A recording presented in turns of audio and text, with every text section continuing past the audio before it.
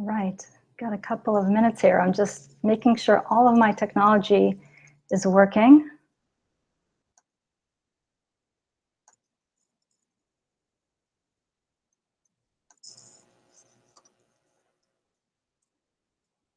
Let's see.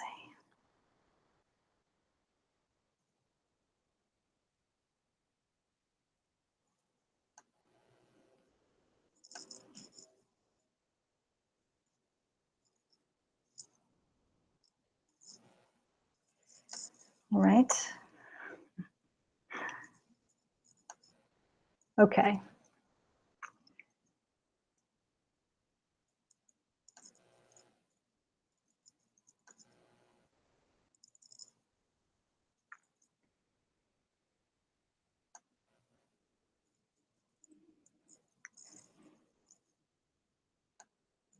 If there's anybody here that's signed into the chat, if you could let me know if you could hear me. You know, a lot of people came last time and they didn't sign into the chat, which is fine. And if there is anyone signed in,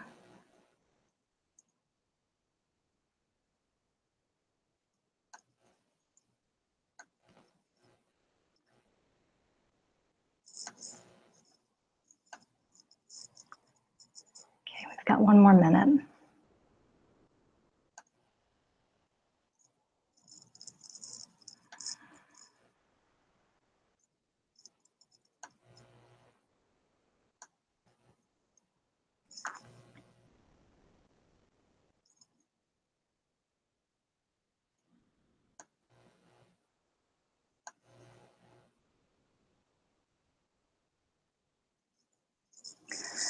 All right, well, I'm going to assume that you can all see me and hear me. If at some point somebody wants to chat in and let me know that that's the case, that'll be wonderful. Otherwise, I am going to dive in. Welcome and thank you for being here for this Speak Your Truth webinar. I'm Erin Sheriff, and I started doing this about a month ago. I did my first webinar on being peace as a response to everything that was happening in the world, the senseless violence, the disconnection, the craziness of the American political system this year. And I just thought the quicker that many of us, all of us, can find peace within our own selves, the quicker we can find peace in our world. I think the outer world is a reflection of our collective inner world. And so I think dropping into peace and embodying it is one of the most important things that we can do right now. So really thank you sincerely for being here and for participating in this. If you didn't watch the webinar that I did last time, I invite you to do that. It really does a powerful practice called loving kindness and then a guided contemplation at the end of that to really help us envision the world that we want to see. So if you were here, I hope that you're playing with loving kindness and doing it regularly. I try to do that every day. And that can really, really help things internally and I think externally. So once we be peace, we have to figure out how to speak our peace in the world and speak our voice and make our voice heard. And that can be hard for a number of reasons. One is that culturally, I think many of us, especially women, we're kind of taught to be quiet, be nice, be polite, don't rock the boat. And, you know, this can cause some problems when we do want to speak up about something and we do feel strongly about something and we do want to make our voice heard.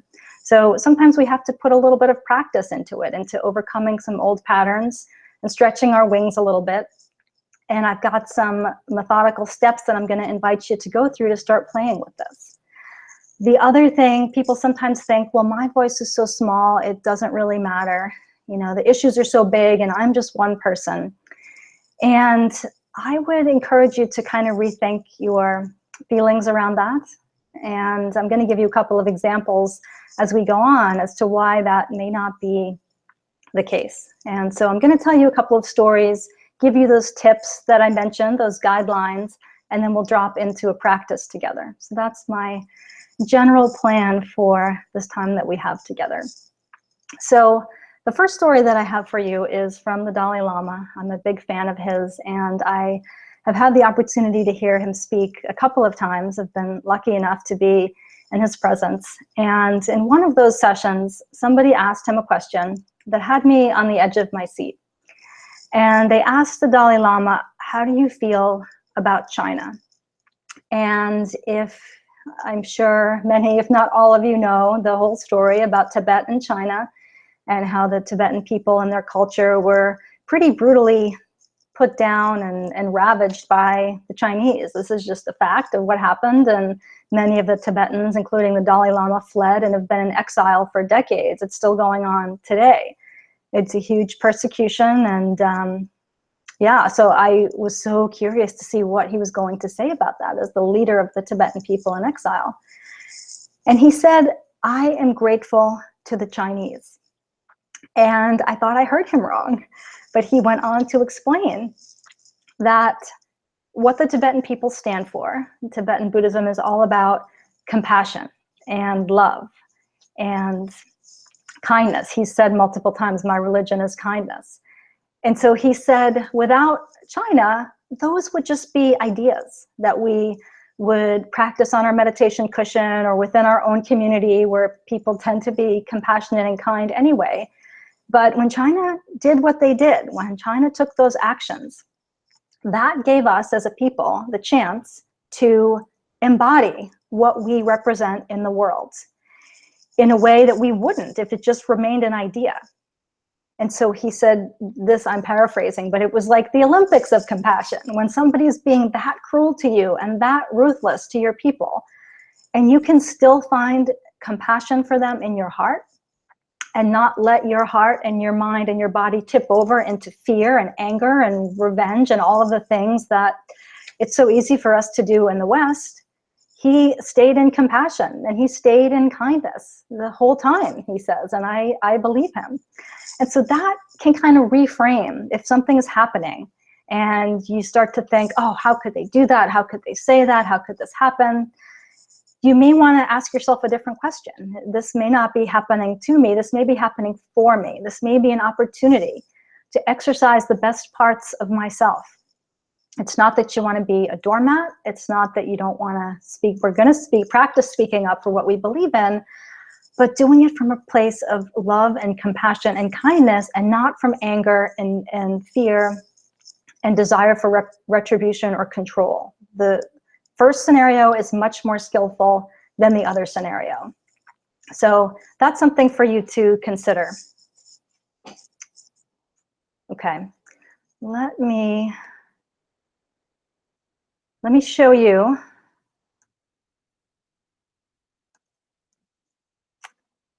I want to transition now into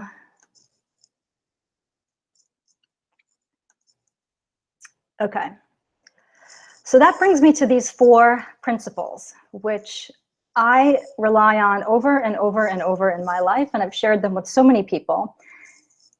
And these can really be helpful. If you're in a difficult scenario, if you're triggered by something, come to these 4 things, sit, contemplate them. We're going to talk more about this in a second, but let me first go through each of these 4 things with you, because these are gold if you're in a struggle and you need to communicate something effectively and lovingly. And these are from Angeles Arian, who is a psychologist. She passed away recently, but she's written a few books, and she's just a very brilliant facilitator and speaker of love. So the first principle here that we want to think of whenever we have to communicate anything is to show up, be present, be in that moment with that person. So what does that mean? You might think, well, of course I'm present with that person. But really, if you stop and look at it and peel some of the layers, let's say you've got somebody in your life that you have continual conflict with. When you are with that person, we all do it. We bring all of our baggage from all of the other things that they said and did and our judgments about them. So we already come with a certain lens on, a certain negative lens.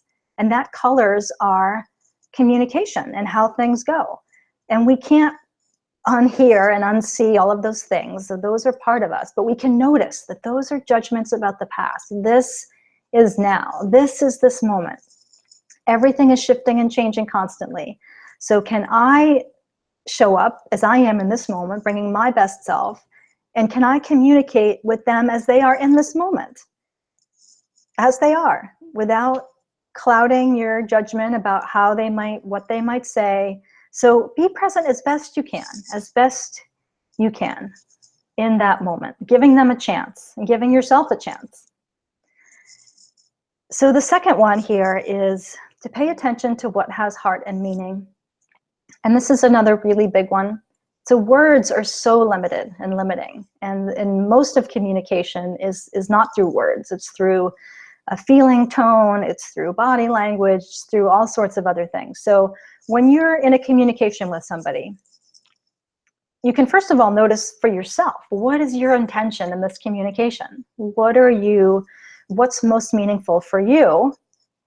And you can imagine and contemplate, and you can't know for sure, but you can make some educated guesses about what is most meaningful for that other person. And we all have universal human needs. We talked about some of them in the last webinar around safety. All humans, all sentient beings really want to be safe. They want to be happy. They want to be loved. They want to not have physical illness. They want to be free from mental suffering. They want to be seen and heard. So everyone kind of has the same universal need. So you can think about, okay, what is meaningful to this person? And you know, maybe on the surface, it may seem like, well, they just want to have power, or they want to have money or whatever, but dig a little bit deeper. Why do you think they want that thing? Maybe underneath that, probably underneath that, might be a lot of fear or insecurity or not feeling safe or not feeling loved or something like that. And if you can hold space for that deeper meaning, you can have a much more meaningful exchange. And I like to give the example here of someone named Marshall Rosenberg, who was a brilliant facilitator of something called nonviolent communication. And you can read or listen to his book if you'd like, but he talks about trying to mediate peace between people like Israelis and Palestinians, so people who are really having trouble finding peace. And he'll let each person speak their truth, speak their piece, the other side just listens. Okay, and then the other side goes, speak your piece, the other side listens, and so then he's trying to figure out what really has heart and meaning. And so the stories don't really matter as much as what's meaningful to the person. And so he'll listen to all the stuff about guns and bombs and war and borders and this and that, and he'll say something like, well, what I hear you saying is that you want to be safe. I'm like, well, yeah, of course I want to be safe. And then the other side goes and more terrible stories. It's like, well, I think I'm hearing you say that you want to be safe. And so sometimes you can find common ground that way. But if you can speak to what the real issue is versus the kind of volatility of the words in the story, you can really have a much more significant, heartfelt, meaningful exchange. It may be much more satisfying to both of you. So that's something else to play with. Okay, number 3, speak the truth without blame or judgment. Okay, this can be the hard part. So all you can ever do is to speak your truth, right? Because no one can argue with your truth. It's your truth. It's about you. It's not about the other person.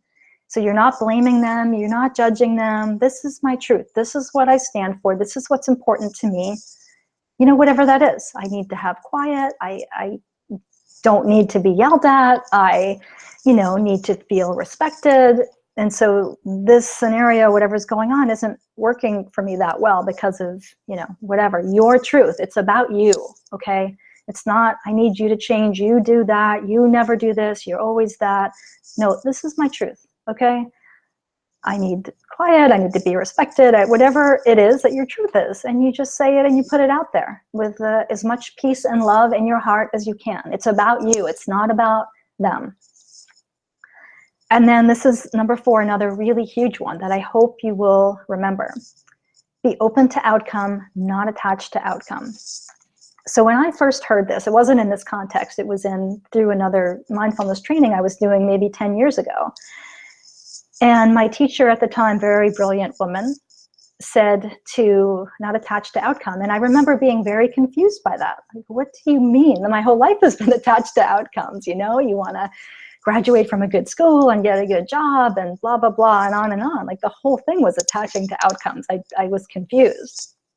And so she went on to explain that, you know, it's fine to go in a certain direction and aspire to certain things, but if you're attached, the attachment is where it becomes a problem, because you have no control over how that's going to go down.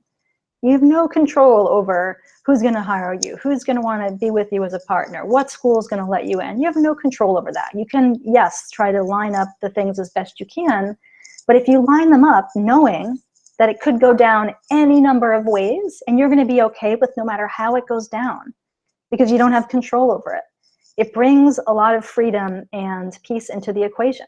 So you can do the same thing with other people. You show up, you speak your truth, you try to speak to what do you think has heart and meaning to them, but then how it goes down is not your concern. It's none of your business. It's going to go down any number of ways, and it doesn't need to affect your internal peace and your internal love, no matter what happens. That's really where the regular practice of something like loving kindness and concentration can come in handy when you're out in the middle of the world, in the middle of the full catastrophe, because that other person, you know, they may not be buying what you're selling. They may not be so happy to hear your truth.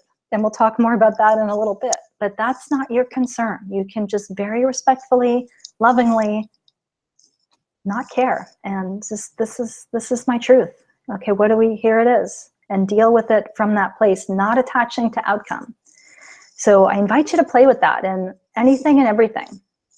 You may find a lot of freedom in there. So, okay. Any questions? Oops, let's see. All right, let me come over to the chat. Any questions if anybody is here live and signed into Chatwing? Okay. So I'm going to keep going. Oh, Chatwing was disabled. Let me okay. All right, great. So let's move on. Okay, I want to read you a story here from a writer, an author named Allison Nappi, N-A-P-P-I. And she brings a bit more of the magical, mystical woo to all of this, which I really like and appreciate. And this is a good intro into my personal story that I'm going to share with you. So these are some words from Allison Nappi. There's a kind of divine justice entering the grid of consciousness that has been missing because we were not bringing it to the rich earth. This is not the justice of men, of systems. It's not the justice of rules made by ego minds and hearts darkened by greed and bloodlust. No. This justice is like nothing we have yet seen in our world. It is the enforcement of our right to the lush inheritance of our mother. It is the right to soul-blazed freedom and intricate design. It is the right to become yourself, holy. For in this holiness, which is your natural human state, you may stand in the greatness of divine justice and live to see it enacted in your sphere of influence. This is coming, friends. It is coming like fire from the sky, and you will bring it, because it has to be you, she who cannot be swallowed or burned away. The miracles come through the gateway of our humanity. Holding our breath is ineffective. It is our right actions and our right words that make the miraculous accessible on the material plane.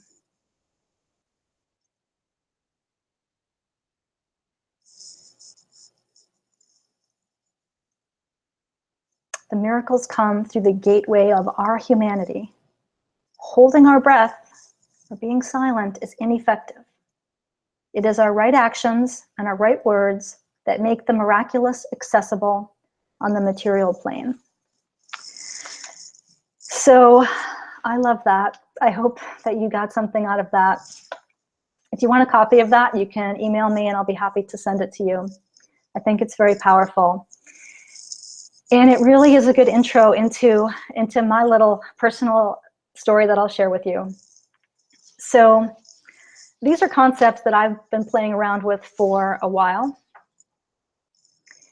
It didn't happen overnight. It took me quite a long time, decades, I would say, to learn to speak my truth comfortably. And it's an edge that I'm still dancing on, but it's a dance that I now enjoy doing, because I see it, like the Dalai Lama said, as an opportunity to be who I am in the world.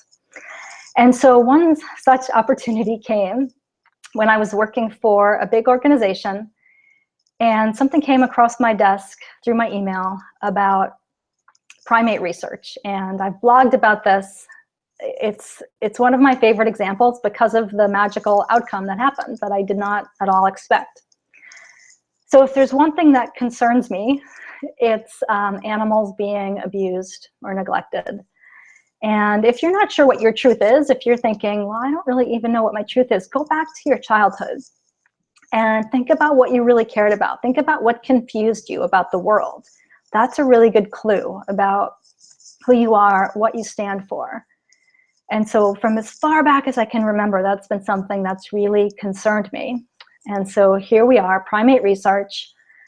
Primate researcher was invited to come give a talk, and we were all being invited to come out and show our support for this prestigious Harvard researcher. I won't tell you where I was working, but it's no secret that Harvard had a primate lab. And so I didn't know that they had a primate lab. I was very surprised. And I did some research, and I'm thinking, well, maybe they're doing something super cutting edge and important that we need in the world. Well, not only were they not doing that, but they had had multiple violations very recently, within weeks, from the people who were charged with overseeing these labs to make sure that things are done humanely. Horrific violations, which I don't need to share with you, but trust me when I tell you that there were problems here. And so I thought, crap, to be honest, what do I do with this? I'm just going about my business. I don't really want to be in this position. So I know enough not to respond right then and there in those situations. So I finished the workday, I went home, and I knew I needed to get quiet and meditate. So I got on my cushion, got on my mat, and I just dropped into peace for 25, 30 minutes. And then I started to contemplate, okay, what is my role here? I could do nothing. Okay, I could do nothing. That would be easy. My mind really wanted me to do nothing, because that is less risky. It was safer in my mind to do nothing. Just, you're a small voice. There's nothing you can do anyway. It's going to happen. Just pretend you didn't see it. Go about your business. You don't have to attend, but don't do anything else. So I checked in with my body. That didn't feel good. That didn't feel good. That felt like, to use Allison's words, that I was being swallowed, that I was being burned away, because that wasn't who I was. So then I thought, okay, what are my other options? I could talk to one person. I could try to rally other people. But I thought, okay, I think I'm just going to reply all. There were, I don't know how many people were blind copied, at least many hundreds, if not thousands of people were invited to this. And in my 5 years at this organization, no one had ever replied all to any one of these, because it came from the top of the top. And so that was meant to be a one-way communication. That was not anything that certainly anyone at my stature should be replying to. But I thought, this is an opportunity for me, a la the Dalai Lama, to be the peace, to speak my truth without blaming, without judging. And I'm going to just make them aware that maybe they don't know about some of these things. So it was literally 2 or 3 sentences. I didn't go on and on about blaming and shaming. I don't even remember the exact wording. Just, I thought you might want to be aware of these things, and maybe this is something that we should reconsider in our community. It's concerning to me. That was it. And I replied all. And before I did this, I kind of played out all the scenarios. Okay, what's the worst case scenario in this? If I do this, I could get fired. Okay, what's the worst case scenario about getting fired? Well, I won't be able to pay my rent and I'll be homeless. Okay, what's the worst thing about being homeless? I needed to play it out to its full catastrophe. So the worst thing about being homeless is I'm going to be with those guys sleeping under the bridge. And I checked in with my body. I'm like, okay, if I have my integrity and I'm sleeping under the bridge, that feels better in my body than being somebody that doesn't speak up for what they believe in. So I thought, okay, I was really at peace with doing it. And I was at peace with getting fired. I have no attachment to the outcome. They may fire me, they may not fire me, but this is what I need to do for me because it's who I am. And so I did it, and I replied all, and I knew that it was not going to be well received. So I had to keep myself in peace and just work hard to not get triggered and know that stuff was going to swirl around me, and that's going to be okay because I can handle it. And sure enough, that's exactly what happened. I don't need to give you all the details, but I stayed in my peace, and I stayed in my truth, and I stayed calm, and I didn't apologize, and I wasn't ashamed. And I just said, hey, this is my truth. I thought other people might want to hear it. And to be honest, if it happens again, I'm going to do the exact same thing because it's who I am and it's what I believe in the world. And I did it respectfully. And, you know, I think we just have to agree to disagree. So that's how it went down. And so the cool part, I think, is that this, and nobody else came forward publicly to stand with me and make their voice heard, not one person. And that's okay too. But this person ended up getting uninvited. Okay, and they said that, you know, it wasn't that we uninvited them, it was something very politically correct, and that we were rescheduling it, and it never got rescheduled. So something happened there. Something did happen behind the scenes. And I like to think that my little voice had something to do with that. I'm guessing that other people spoke up behind the scenes. But the bigger thing is that about 6 months after that, the entire Harvard primate lab got shut down, closed their doors. Now, I am not delusional enough to think that my little action and my email did that. I know it didn't. But I do think that it was a lot of little voices put together because it was multi-million-dollar business. Those things don't close unless there's a really good reason, unless it's upsetting enough people that people have to stop and look more closely at it. And so that's an example from my own life where, did I ever imagine that that would be the outcome? No way. No way. But you don't know. Your job is just to speak your truth when those opportunities present themselves, kindly, lovingly, peacefully, and then let the rest of it take care of itself. If we start doing this en masse as a society, as a country, things are going to start to shift. Our voices collectively put together can shift and change things. This is all for the people, by the people, of the people. We've gotten a little bit hijacked, but our voices still mean something when there's enough of them put together. So I encourage you to dip your toe in. You know, don't go right into maybe putting yourself in a position where you might get fired, but you know, do a little bit here, a little bit there, stay in your peace. That is key. If you're in anger, if you're in fear, if you're in blame, you're not going to be an effective change agent. Look at Martin Luther King, look at Gandhi. They're passionate, they're clear about what they stand for, but they're not coming from anger, they're coming from love. This is where the magic can find you. And the universe can work with that and orchestrate these things that you might not be able to see with our limited minds. So the miraculous being accessible on the material plane comes from you staying in peace. So yeah. So let me just come over to chat, see if there are any questions or comments.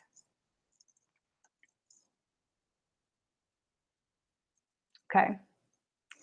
Well, then let's do our practice.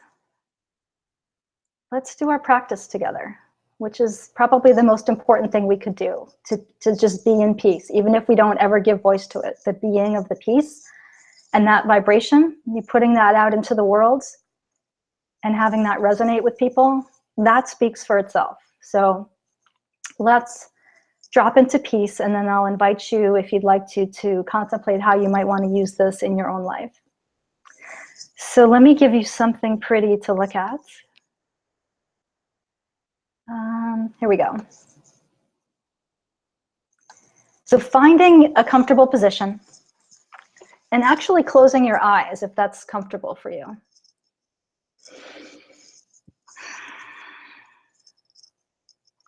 Taking a couple of deep breaths.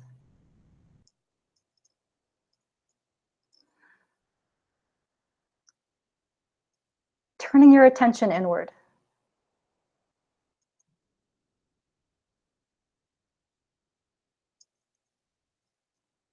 And so, as best you can, letting go of any stresses of the day, plans, worries, judgments, and come into the body, come into physical sensation. The body doesn't lie. The mind will try to trick us and do things that it thinks will keep us safe, but is really keeping us small. So the more time we can spend in the body, the better off we are. So let's feeling our feet connected to the floor. Just noticing that sensation. And giving ourselves permission right now to be and not to do.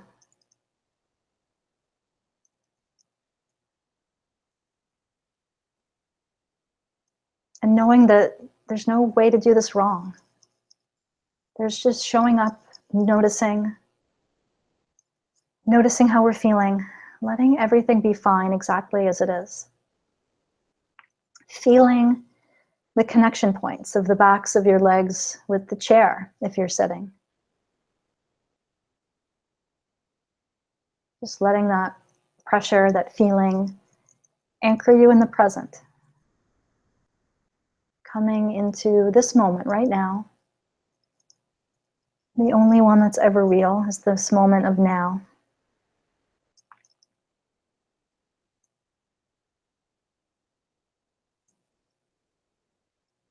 You can bring your attention to sensation in your hands, noticing any connection points there. If the hands are touching each other or touching the lap, you can notice there's normally a gentle contraction in the fingers, little micro bends. You can be curious about what that feels like.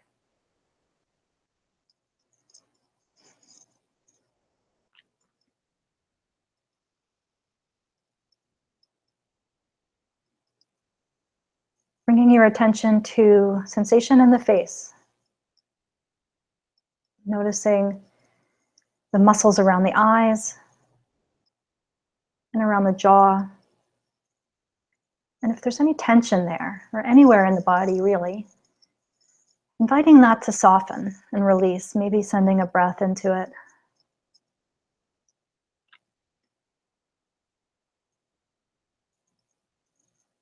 So we don't need to fix anything or attach to an outcome, but neither do we need to hold unnecessary tension. So when we bring our attention to the body, we can just see if there's opportunities to bring some ease in.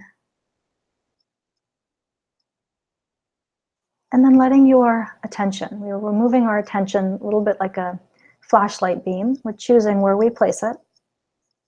And let's let it rest now on the chest wall, on the sensations of breathing, right in the center of the body.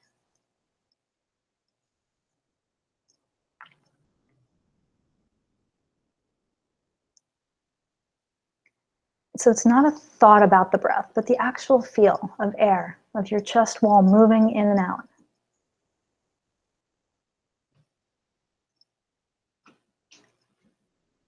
And knowing that it's the nature of the mind to wander.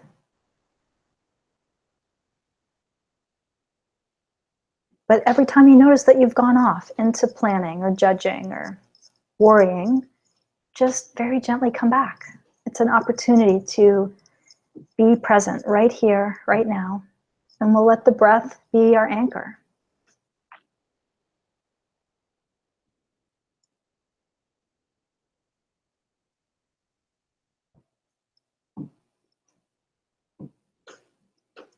So we can feel the sides of the chest wall moving in and out.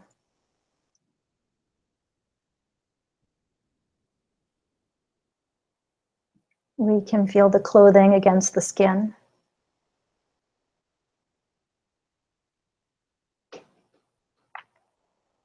We can notice sensation changing moment by moment.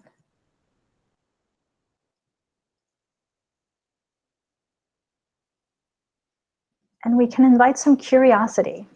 and kindness into our awareness. This breath is a gift that is given to us every moment of every day and every night of our life. We don't have to earn it. We don't have to do anything special to get it. It is always here for us. It's just breathing us, really. And so we can have a little bit of gratitude and curiosity about, well, what does this really feel like? Each breath delivering to you what you need to keep you alive, delivering it to every single cell. And then each out breath removing what you no longer need. This actually is an incredibly intricate and necessary and precious process. And so if you've never practiced mindfulness before, you might think, well, what is the point here? But the point is that we are resting our attention here and now. The only time that's real is right here, right now. So the more time we can spend here and now, the richer and fuller our life is. We are cultivating the ability to pay attention. And that ability is crucial to coming out of worry, coming out of blame, coming out of judgment. So this ability to choose where we want to put our attention, very valuable. So we're choosing right now, and the mind might be resisting. The mind might be saying, hey, come on, let's go worry about that thing. Let's go judge that person. Let's get moving. And you can just notice that. That's just an event arising in your consciousness. And you can choose to come back. A radically compassionate act to yourself, to just be here now. There'll be plenty of time for doing. So can you give this breath happening right now your full attention?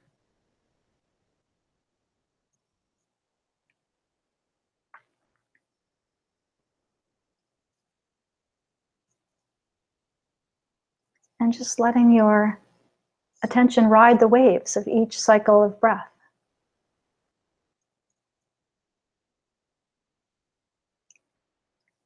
And when we come into the present moment in this way, there is no threat. We can drop out of fight or flight. Our stress hormone levels go down, our blood pressure goes down. This is how we find our peace.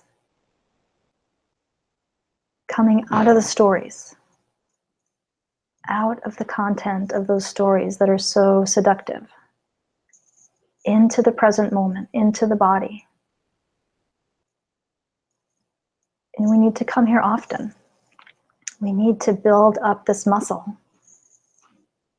because those old patterns and habits that we have, we've been laying them down for decades. And so that's the default. The default is to blame or shame or ruminate, whatever your particular recipe of suffering is. We've been practicing that for a while. So we're good at that. This, if we don't practice it, it's not that natural. It feels a little funky maybe. But the more we do it, the easier it gets. And then we can bring it out into the real world, into those family disputes, into those workplace scenarios that are challenging, into the election season, into whatever is happening. If we come to it from a place of internal peace, it's just going to be better all around. And again, it doesn't mean accepting things. You want to speak your truth, but come from this place of stillness. And if we had more time, I would do some more loving kindness. But in the interest of time, I'm not going to do that. But you could drop into the breath, do some loving kindness. Imagine that person that you're having an issue with. Send them some loving kindness. And then you can think about what has heart and meaning for them. For my bosses, they really seem to care about power. And I thought, wow, they must be really there's got to be a lot of fear in there, right? Because as Marianne Williamson says, there's only two emotions, love and fear, and everything else is a subcategory of that. And they definitely were not in love. So that helps me have some compassion for them. So you can think about the person that you maybe have trouble speaking your truth to. What do you think has heart and meaning for them? Can you find some compassion in your heart? And maybe you can speak to that place. And you don't have to say, hey, I think this is what has meaning for you. That might be a little presumptuous, but if you think they're feeling unsafe, unloved, whatever it is, you could kind of reassure them. No, I really do love you. And here's my truth. Oh, I really do like this job. I appreciate the opportunity to work here. And here's my truth.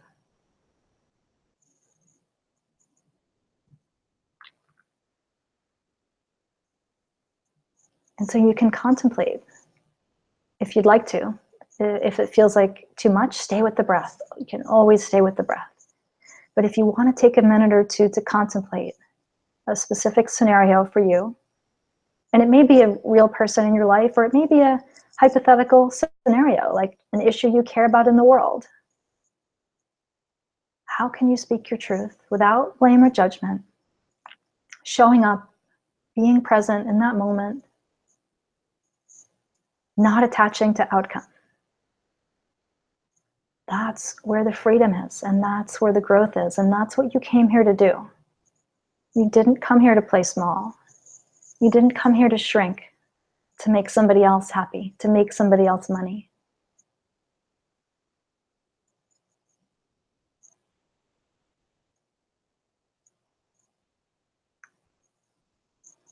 And so I'm going to give you a couple minutes of quiet to just rest with the breath or whatever it is that you're contemplating. And then I'm not deserting you, and we'll come back together in a couple of minutes.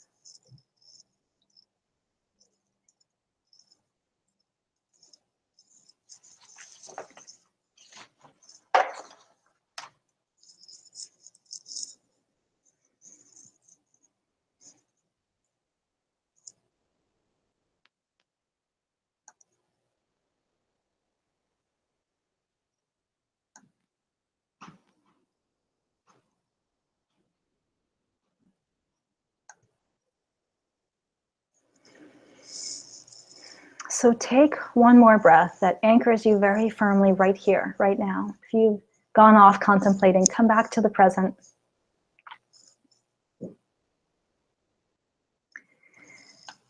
And you can open your eyes if they're closed.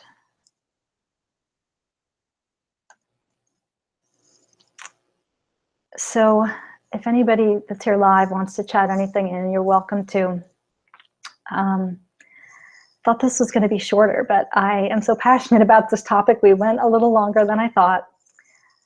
I hope it served you. I hope you'll remember the Angelus Arian 4 things to guide you in speaking your truth.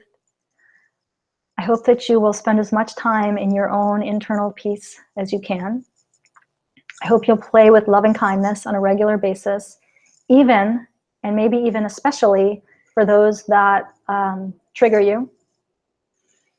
And yeah, I think I have one last short quote for you from William Faulkner, who said, "Never be afraid to raise your voice for honesty and truth and compassion against injustice, lying, and greed. If all people all over the world would do this, it would change the earth." So there you go. The first step to changing the earth is to change ourselves and to be the peace that we want to see in the world. So you showing up and playing in this way, you're on the team, and we're doing this together. So let me know how I can support you. If there are other topics that you want to cover, hear about, play with, let me know. As I said last time, if anybody else wants to co-present, if you play in this world and you've got other topics, practices, ideas that you want to share, let me know. And I'm thinking we'll do another one in a month or so. So stay tuned, and thank you so much for being here. Hope you have a wonderful rest of your evening. Bye.